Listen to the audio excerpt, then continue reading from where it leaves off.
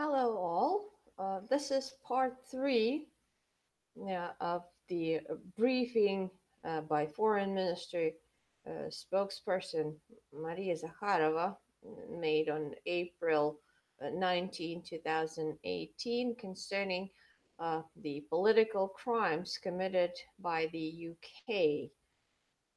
I'm just reading it out for you because I can't find a vocal version of it. Uh, there's a written version of it on the internet, but no vocal version. So I'm reading it out. Here it goes. Although we were members of the anti Hitler coalition, the UK's behavior during World War II can also hardly be called equivocal due to a number of factors. Some historical episodes give rise to major questions about the essence of the UK's policies on the international scale. This includes, for example, Rudolf Hess' mysterious flight to the UK on the eve of the German invasion of the Soviet Union. The history of every country has some unpleasant facts for which future generations will have to pay the price and assume moral responsibility.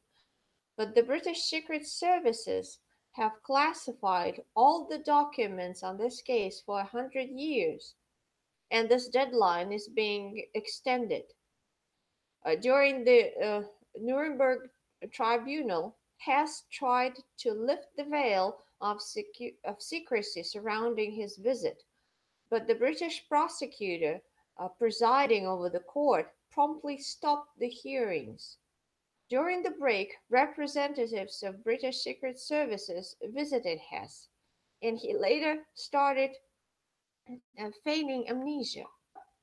Under the court ruling, Hess was transferred to Spandau prison to serve a life sentence, but uh, he died there under mysterious circumstances in August 1987, pending his possible release 3 months later. All relevant documents were classified. The situation remains unclear.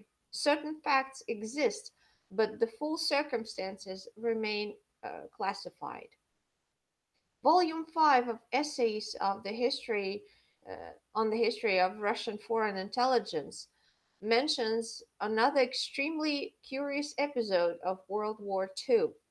A joint British-US plan for a military attack against the Soviet Union was declassified in October 1998, and the relevant files of the UK's National Archives were published. In all, 10 German divisions, as well as 47 US and British divisions, were to have attacked the unsuspecting forces of the Soviet Union, then an ally of Washington and London. Intelligence officers received information about Allied military preparations launched after the surrender of Germany. The plan's code name, Operation Unthinkable, truly reflected its ambitious concept, which involved forcing Soviet Russia to submit to the will of the United States and the British Empire. But after analyzing the balance of forces and equipment, the new allies decided that it would prove impossible to achieve a limited success, and and that they would be dragged into a protracted war against superior forces. Another example of subversive operations can be found in Kim Philby's book, My Silent War, which contains some interesting evidence. In April 1951, London hosted a meeting of representatives of the British and US intelligence services regarding both countries' use of Ukrainian nationalist organizations. Again, everything ties up. By that time, the Secret Services has supported Stepan Bandera's organization of Ukrainian nationalists, OUN, for many years and used them to recruit agents and obtain intelligence on the USSR. Cooperation between OUN and the intelligence service grew steadily.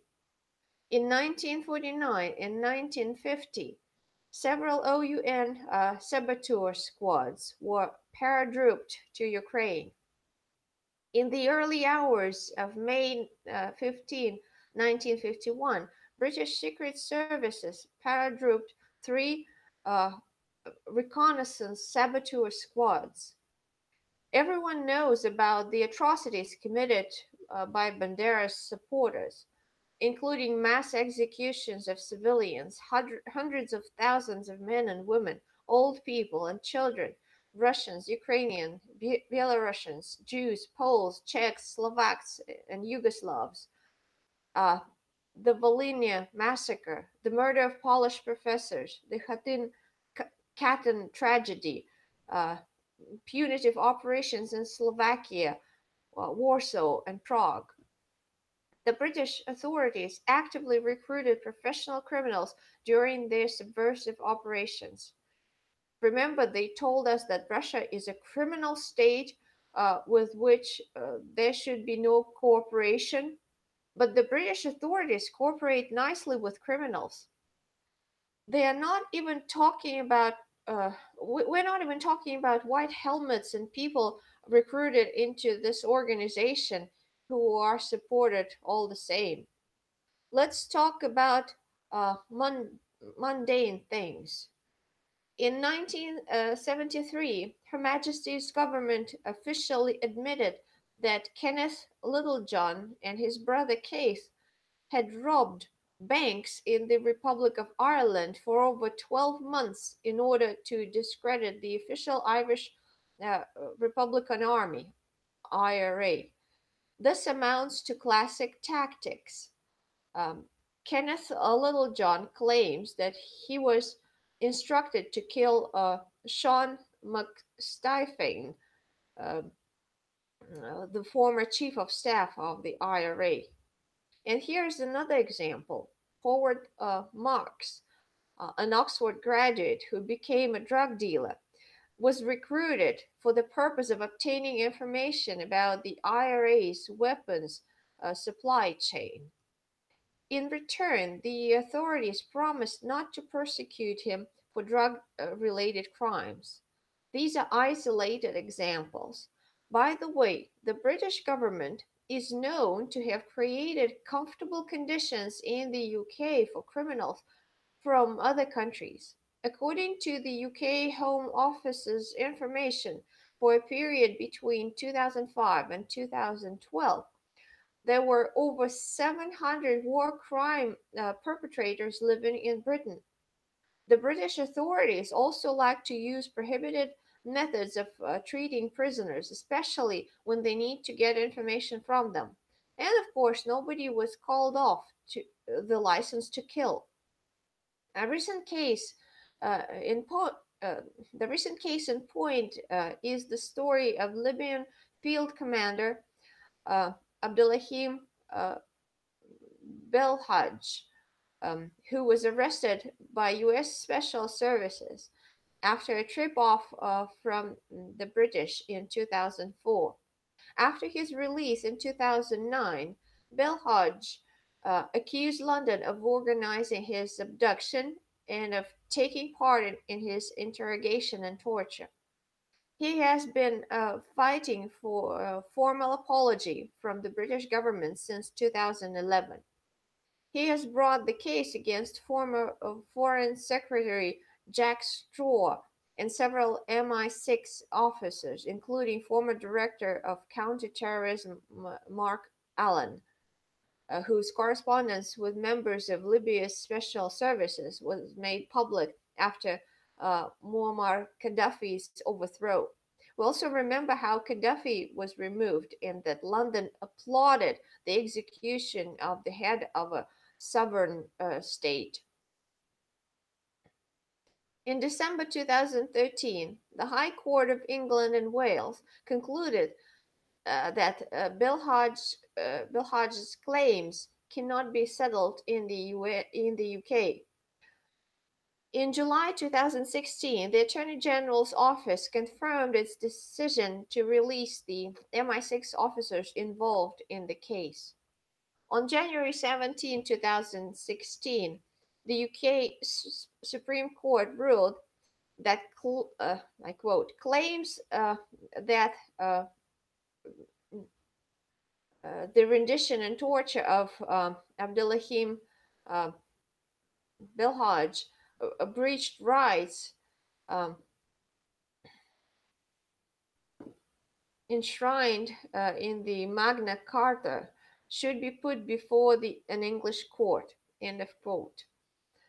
It was reported in February 2018 that the next hearing of this case would not be held sooner than 2019.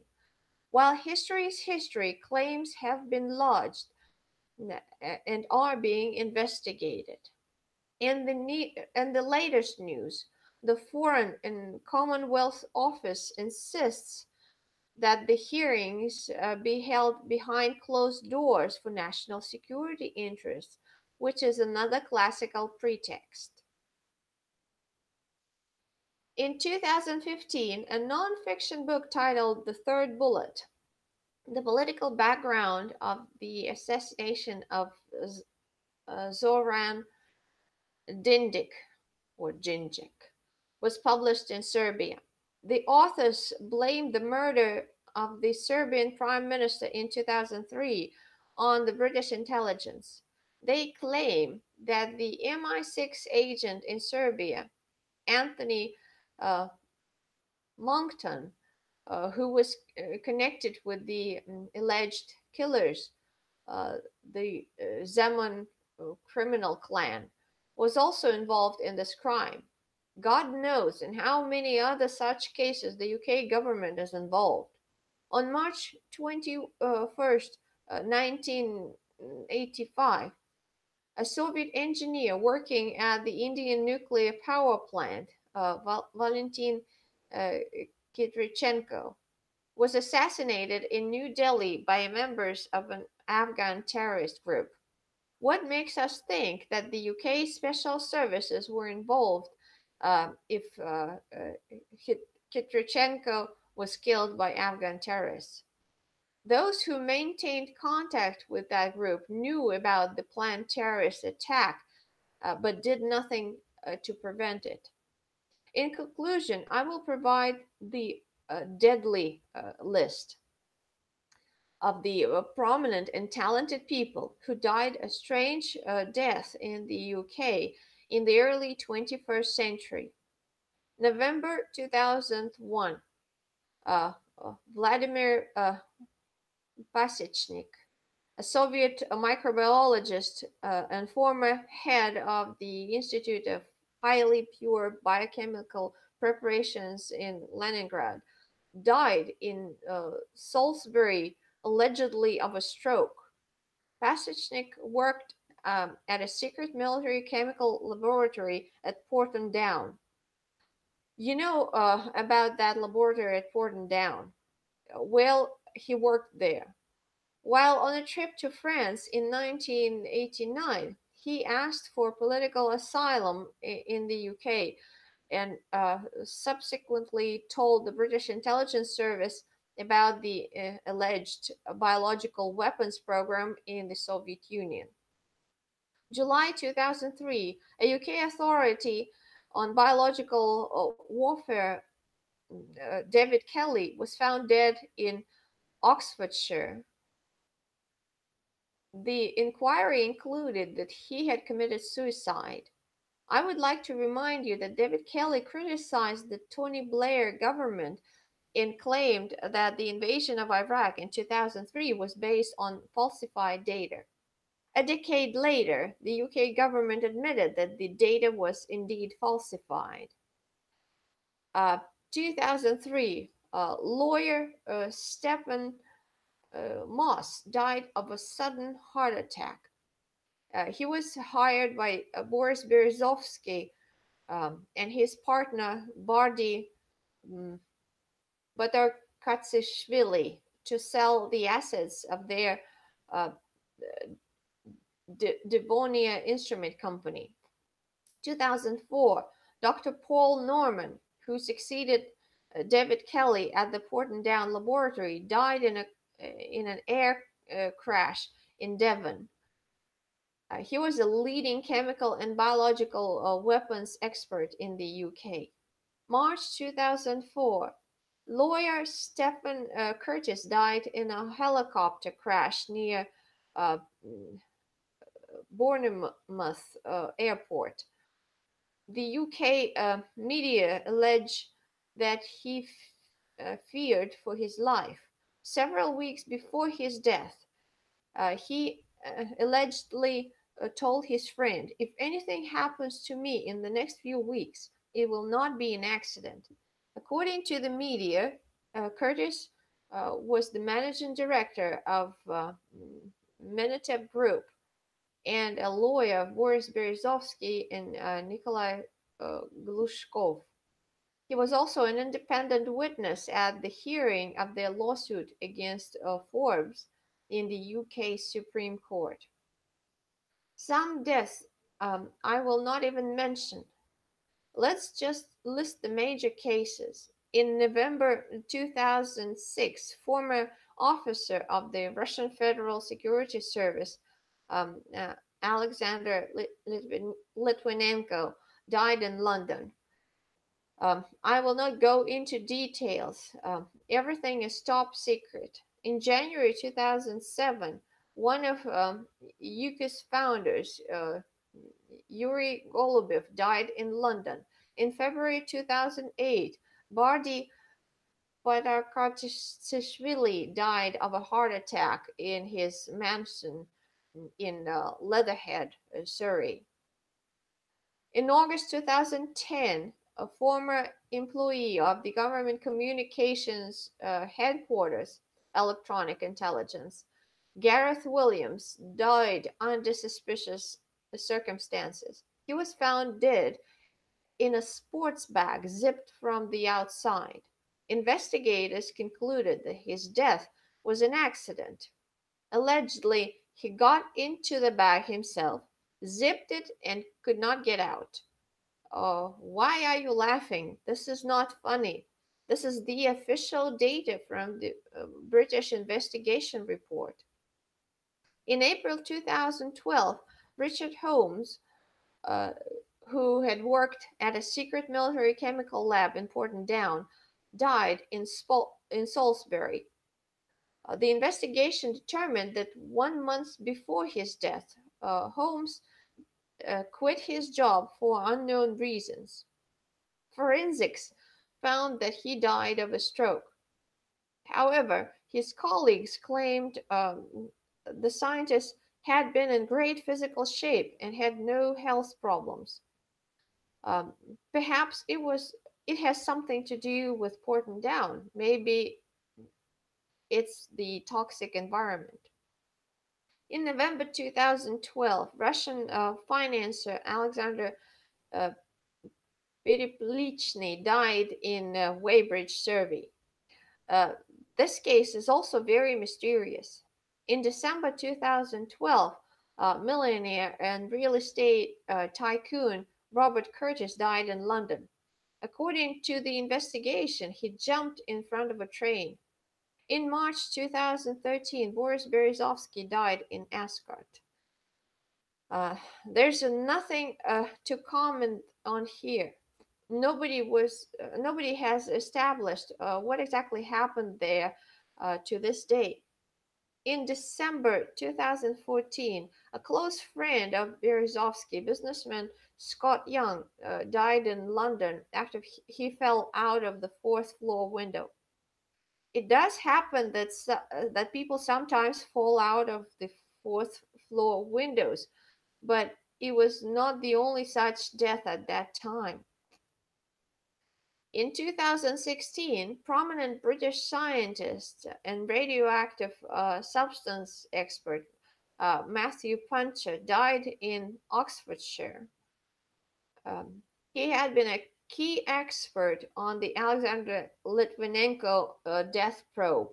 His death was ruled suicide. Law enforcement agencies promptly closed the case. I want to say that this smear campaign that the British government is waging against Russia is Britain's stock in trade. This is talking about the reputation on the international scene. And boy, they are constantly talking about our reputation.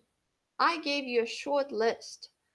There are volumes written about what the British government and those who report to it have been doing around the world for over centuries, including the 20th and 21st century. This is nothing new for the people who are aware of this. But the point is that many people are not aware. Spanish historian Julian uh, Juderius described the British establishment's habit of bad mouthing its competitors since the 16th century very well. He gave a definition to his act by the British government. Uh, Black legend is a special term used to mean smear campaign by Britain. The environment created by the fantastic stories about our homeland that have seen the light of publicity in all countries, the grotesque descriptions that have always been made of the character of uh, Spaniards as individuals and collectively, the denial, or at least the systematic ignorance of all that is favorable and beautiful in the various manifestations of culture and art, the accusations that in every era have been flung against Spain, which are based on mm, depictions of events that are exaggerated, misinterpreted, and indeed entirely false, and finally, the claim found in books that at first sight seem respectable and truthful, which is repeatedly uh, re- reproduced, commentated upon, and magnified in the foreign press, that our fatherland should be seen as a lamentable exception among the group of European nations. Once again, this was written by a Spanish historian about the purpose of Black legend. But enough of poetry. Let's move on to facts. Uh, sp- Speaking about the motives suggested by London in a Skripal case, and considering the long-standing policy conducted against us by British ambassador in Russia, Laurie Bristow, it is highly likely that the provocation against the Russian nationals in Salisbury was to the advantage of, and perhaps even organized by, the British secret services to compromise Russia in its political leadership. Historically, Britain has practiced this on a regular basis. Uh, this measure uh, this measure fits This measure fits in with the general anti Russian course of the conservative government seeking to demonize our country. The UK's national security strategy and Prime Minister Theresa May's banquet speech late last year indicate the same. The outright refusal to cooperate with Russia in the Salisbury poisoning investigation, London's violation of its obligations under the uh, consular conversion, avoidance of cooperation with the OPCW, this organization of the prohibition of chemical weapons, and concealing source documents essential for an objective investigation are quite illustrative of this. Uh, this is the end of part three. That's all concerning specifically the political crimes of the UK, as stated by Maria Zakharova. I think she did a wonderful job. I think all those crimes are confirmed, and all those crimes are mysterious.